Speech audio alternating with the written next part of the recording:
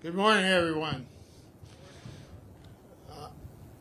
Today we mark the Vietnam Veterans Day ceremonies, a day to not simply remember a war, but to recognize the men and women who served during one of the most difficult chapters in our nation's history.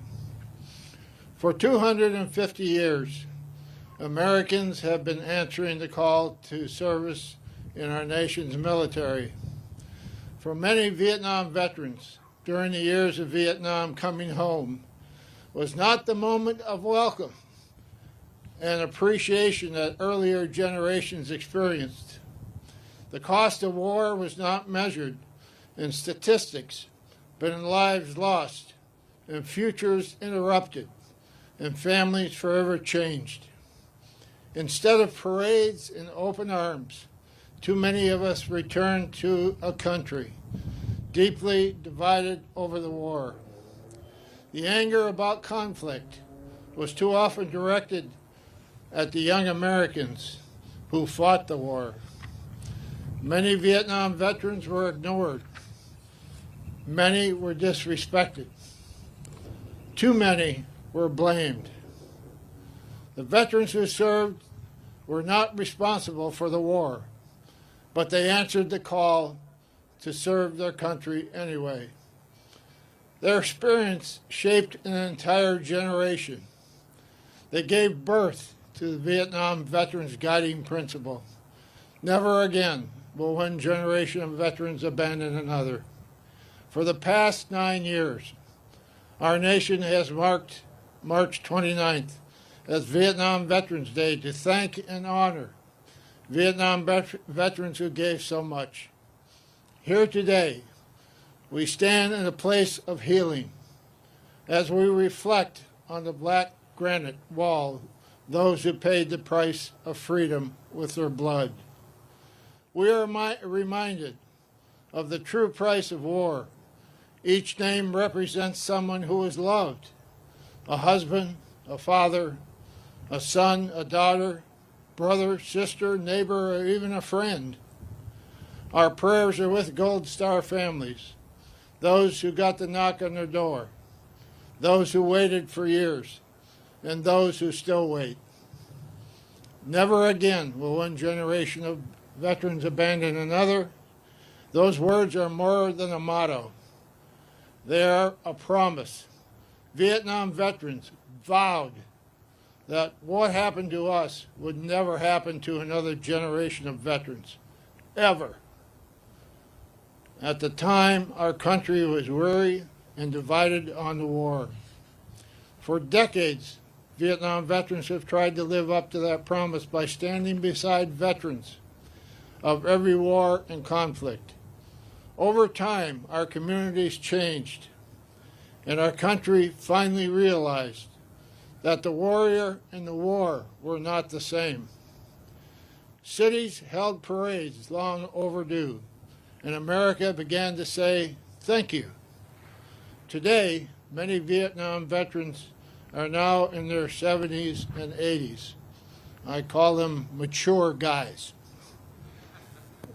We have become senior statesmen in the veteran community, and that carries both responsibility and opportunity. We have the opportunity to pass along the lessons that we learned.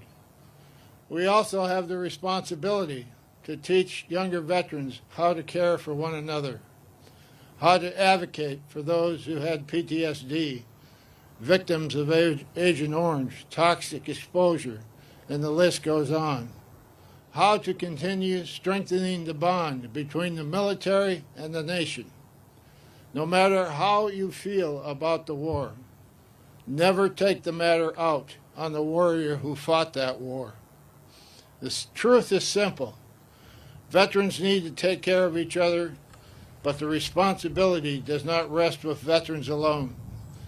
To those in the audience today who may not have served in uniform, we ask a very simple thing. Don't blame the warrior for the war. The men and women who serve do so because your country asked them to. And when they come home, they deserve our respect, they deserve our support, they deserve help to transition back into civilian life. When veterans come home, I can assure you they carry experiences that most will never see or fully understand. A little gratitude can go a long ways to making a difference. Vietnam Veterans Day reminds us of not only the past, but of our responsibility to the future. And today, as our nation once again have young Americans fighting a war, the lessons of Vietnam are clear. People may debate the war, but the men and women who sent to fight it must always know their country stands behind them now and when they come home. And it's now my privilege to introduce someone who embodies the values of service, leadership, and dedication. Please help me welcome our Secretary of War, Pete Hegseth.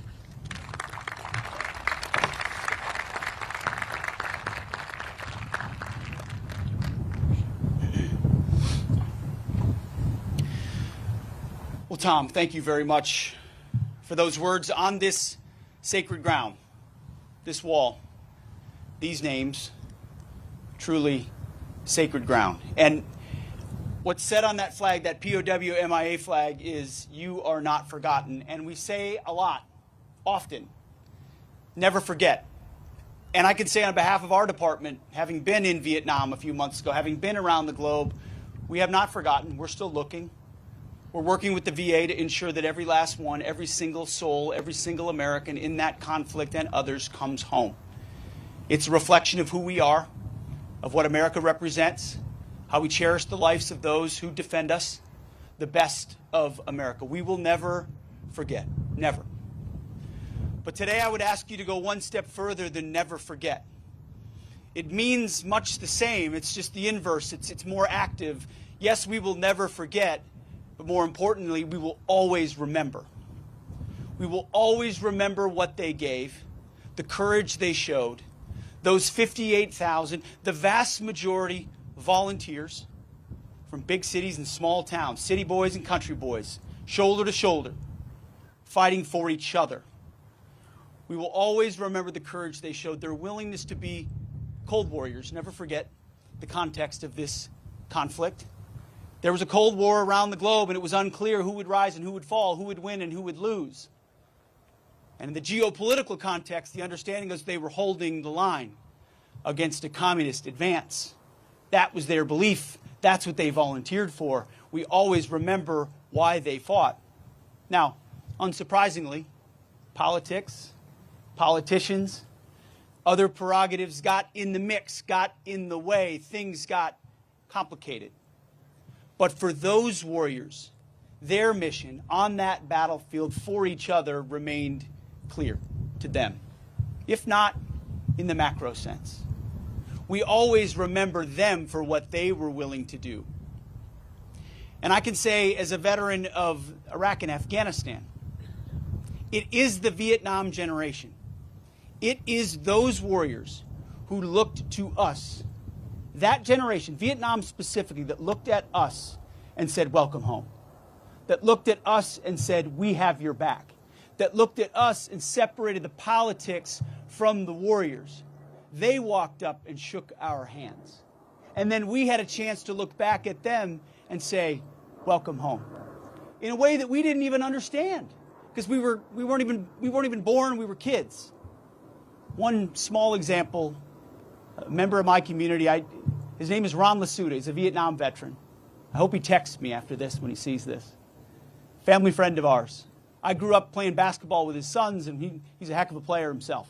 Still plays today. I had no idea that he was a Vietnam veteran. Neither did our entire community for the entirety of the time that I was growing up. No idea at all, because Ron didn't talk about it. Nobody talked about it. He'd been internalized to not talk about it. Only in the last 10, 15 years was he willing to talk about his Purple Heart recipient. showed incredible courage on the battlefield, should be celebrated by the community. And he is now as we right those wrongs. But he welcomed me back before I knew at all what he had done, which is a testament how they took the pain that they felt, the rejection that they felt, and they poured it, Tom, as you said, into the next generation, to never forget and to always remember. And now it's veterans of this generation that turn to those on the battlefield right now, and ensure that they have absolutely everything that they need. That there will be debates in that Capitol building. There will be debates all across the nation. But what we know is that we will have the backs of those warfighters. We will ensure that they are celebrated, that their sacrifice is honored, that every part of our society recognizes that they are the real 1%. The special Americans willing to raise their right hand and commit to something greater than themselves. And what the Vietnam generation did, they did it when it was unpopular. Then when they did it when society told them other things were important, those Americans recognized that putting the uniform on and fighting for their country was the single most honorable thing they could do, whether the country recognized it or deserved them or not. And so on this day, I'm grateful for the VA for recognizing this, holding it up, and honoring Vietnam veterans. We'll do everything we can in our department to continue to do the same, to ensure that we never forget what they did, and that through line continues so that our country never commits the sins that it committed on that generation ever again. And those who repaired it were not the protesters of that time, but were the men and women in uniform who came home, built families, built communities, built churches, built businesses, and then poured into the next generation of warriors who came home and ensured it never happened again. So may we always remember what they did and continue to live it through to the current generation. May God bless our Vietnam veterans. Thank you.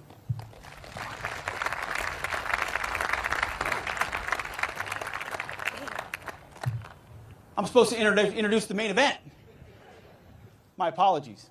It's been an absolute. I've known Doug Collins for many years. Many of you knew him as well in various roles, to include congressman.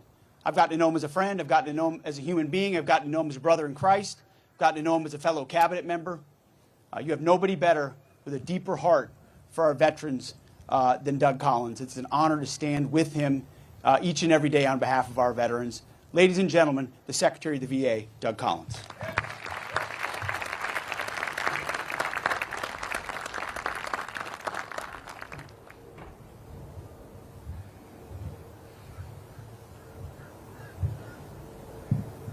Good morning.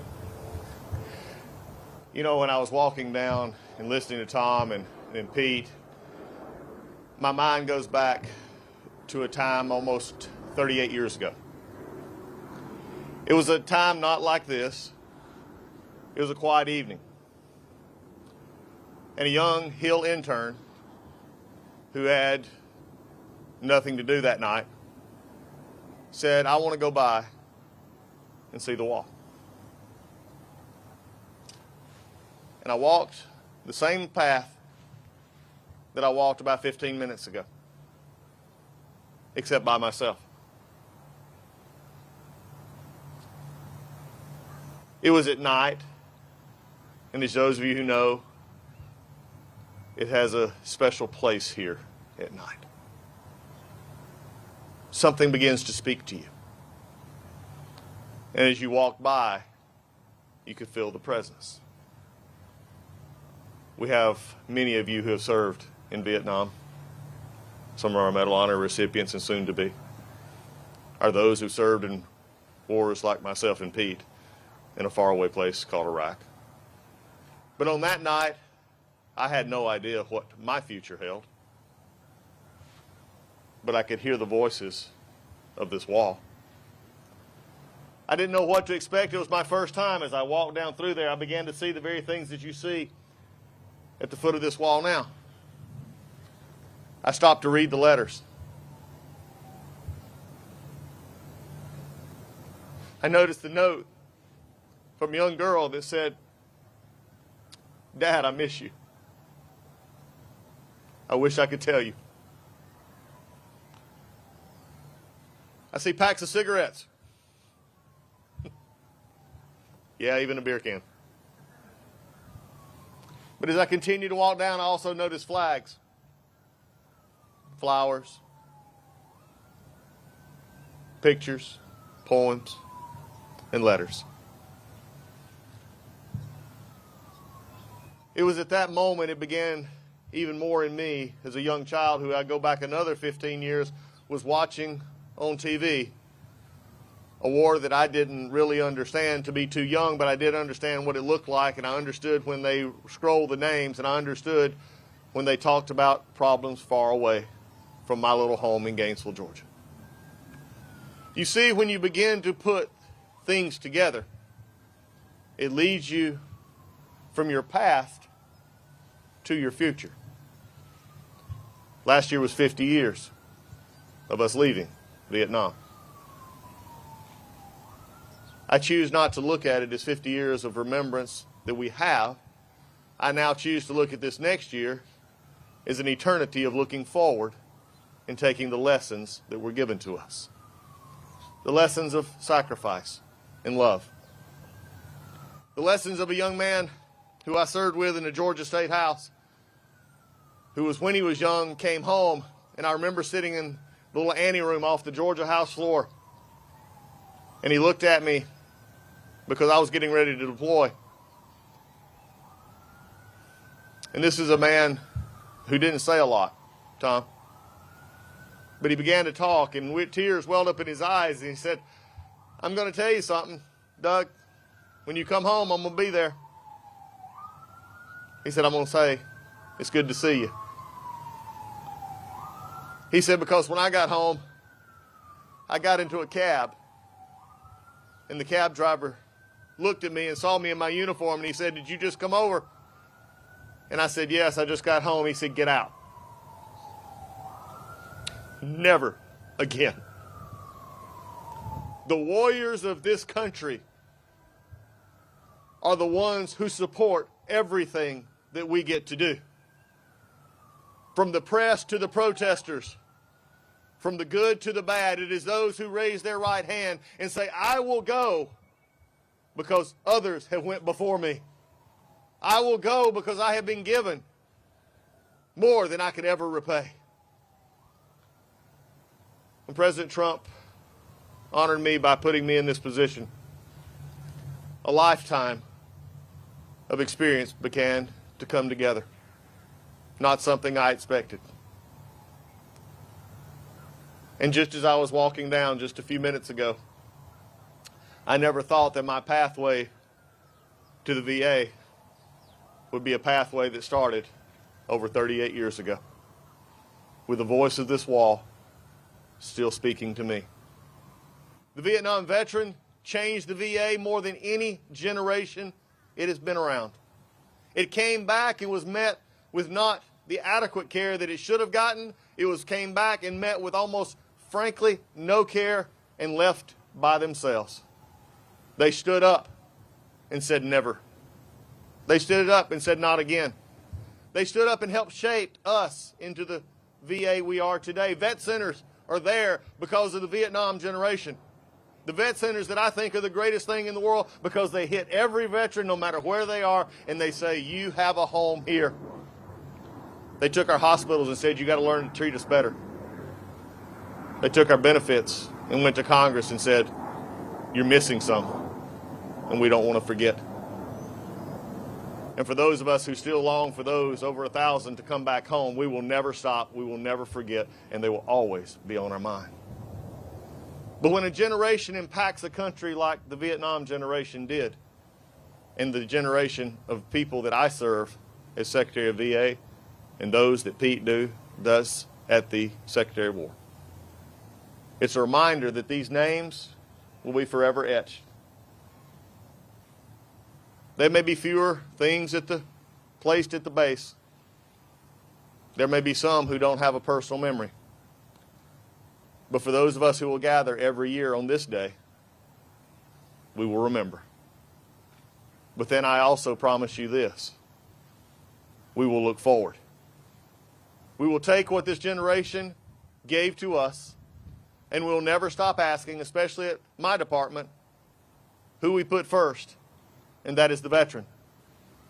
Because Vietnam taught us that if we don't put the veteran first, this country has put itself last. And I will never stand for that. And those who are gathered here and those that are walking by today, hear my voice clearly. From this president on down, there's a solemn meaning to the word service. There's a solemn meaning to the word sacrifice. And we will never forget. But we will look forward. Because I have found that sometimes when you look backwards too much, you forget where you're going. Thank you to this generation who could have stopped, who could have got mad, who could have got bitter, who could have turned away from the very country that had sent it. But thank God you remembered why you raised your right hand, why you went. Because when you came home, you looked forward. And it is that forward that brings us here today. For generations may not hear what I speak or any of us spoke today, but I do know that as long as veterans band together, is this brotherhood and sisterhood of those who serve, remember, we'll always remember why this country is strong. We'll always remember why we are the light of the world, because we treat those who serve us as they should be treated. Veterans first is simply our guiding principle at the VA. But for those of you who didn't hear it, for those of you who had to suffer through it, for those of you who had to take your pain and turn it into positive for those that came after, all I'll have to say is on this day, again, as all others, welcome home and God bless you.